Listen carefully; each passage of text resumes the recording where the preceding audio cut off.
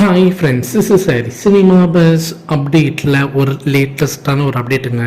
நம்ம தமிழ் சினிமா வரலாற்றில் இது வரைக்கும் ஓவர்சீஸில் பார்த்தீங்கன்னாக்கா இவ்வளோ பெரிய தொகை கொடுத்து ஒரு படத்தை வந்து வாங்கினதே கிடையாது. அது கூலி படத்துக்கு தான் கிட்டத்தட்ட ஒரு 85 ஒரு 90 crores அப்படின்ற மாரி சொல்கிறாங்க. சில பேருக்கு ஒவ்வொருத்தவங்களுக்கு ஏற்ற போல் வேரி ஆகுது. ஆனால் இதில் முக்கியமான விஷயம் என்னன்னாக்கா, இது வந்து எம்ஜி முறையில் இதை வாங்கியிருக்காங்க, மினிமம் கேரண்டி. இப்போ சமீபத்தில் வந்து ஒரு படம் நம்ம கம்பேர் பண்ணாக்கா, ஜனநாயகன் படத்தை வந்து அவங்க எப்படி வாங்கியிருக்காங்கன்னா, அவங்க வந்து ஒரு அமௌண்ட் கொடுப்பாங்க, ரீஃபண்டபிள், அதாவது படம் ஓடலனாக்கா ரீஃபண்ட் பண்ணிடணும் அந்த காசு அப்படின்ற ஒரு அடிப்படையில் அந்த படத்தை வாங்கியிருக்காங்க. கிட்டத்தட்ட ஒரு 70 to 73 crores மாதிரி சொல்கிறாங்க அந்த படம்.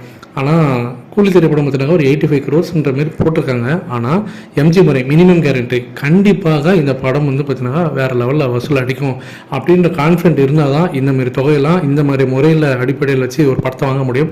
அது இவ்வளோ பெரிய தொகை நம்ம தமிழ் சினிமாவில் எந்த படத்துக்கும் கொடுக்காத ஒரு தொகை கொடுத்து ஓவர்சீஸில் ஐங்கரன் மூவிஸாக இதுக்கான பேச்சுவார்த்தையில் இப்போ வந்து ரொம்ப முழுமையாக ஈடுபட்டிருக்காங்க. இன்னொரு காம்படிட்டரும் இருக்காங்களாம். ஸோ யாருக்கு சன் பிக்சர்ஸ் தரப்போகிறாங்கன்றது இந்த வீக்கெண்ட் முடிவாயிடும். அது 85 90 இந்த வீக்கெண்ட் முடிவாயிடும். அடுத்தது முக்கியமான விஷயம், நம்ம தமிழ் சினிமா வரலாற்றில் பார்த்தீங்கன்னா படம் ரிலீஸ் ஆகுது முன்னாடி கிட்டத்தட்ட அந்த சன் பிக்சர்ஸ்க்கு வந்து ஒரு 900 crores வந்து இப்போவே ப்ராஃபிட் வந்துட்டாங்க. இப்போவே அவங்க கல்லா கட்டிட்டாங்க அப்படின்னு தான் சொல்லணும். ஏன்னா அந்த அளவுக்கு அவங்க பிஸ்னஸ் போயிருக்கு, ப்ரீ பிஸ்னஸே அந்த அளவுக்கு போயிருக்கு. நான் தியேட்ரிக்கல் ரைட்ஸ் அப்படின்னு சொல்லுவாங்க, ஓடிடி, டிஜிட்டல், சேட்டலைட், இது எல்லாத்தையும் சேர்த்தே கிட்டத்தட்ட ஒரு 450 crores கிட்ட நெருங்கியிருக்கு அவங்களுக்கு. வந்து இதுலேயே அவங்களுக்கு நல்ல வசூல் அவங்களுக்கு. இது இல்லாமல் தியேட்ரிக்கல் ரைட்ஸ் அப்படின்னு வரும்போது பார்த்தீங்கன்னாக்கா, நம்ம எல்லாருக்குமே தெரியும், கேரளா, ஆந்திரா, கர்நாடகா, தெலுங்கானா, அதே மாதிரி நார்த் இந்தியா, ஹிந்தி பெல்ட், இது எல்லாமே பார்த்தீங்கன்னா சேர்த்து கிட்டத்தட்ட ஒரு 300 கோடி ரூபா வரைக்கும் அவங்களுக்கு வந்து நல்ல ஒரு ப்ராஃபிட் புக்கிங் ஆகிருக்கு.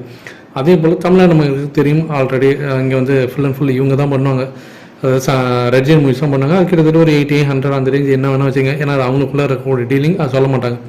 ஓவர்சீஸ் இவங்க சொல்கிற மாதிரி ஒரு 85 அப்படின்னு வச்சுனாக்கா, ஸோ படம் ரிலீஸ் ஆகிறதுக்கு முன்னாடி ஏறத்தாழ வந்து ஒரு 900 crores பிஸ்னஸ் நடந்துருக்குனாக்கா, சன் பிக்சர்ஸ் இப்போவே அவங்க ப்ராஃபிட்டுக்கு வந்துட்டாங்க தான் சொல்லணும். இன்னும் படம் ரிலீஸ் ஆகி தேட்டரில் ஓடக்கூடிய அந்த ப்ராஃபிட்ஸ்லாம் நம்ம சேர்க்கும் போது கண்டிப்பாக உங்களுக்கு ஒரு மிகப்பெரிய ப்ராஃபிட். நம்ம தமிழ் சினிமாவில் யாரும் தொடாத ஒரு உச்சம் கண்டிப்பாக இந்த படம் தொடும் அப்படின்றது தான் என்னுடைய கருத்து. உங்களுடைய கருத்து என்ன அப்படின்றது கீழே சொல்லுங்கள் ஃப்ரெண்ட்ஸ்.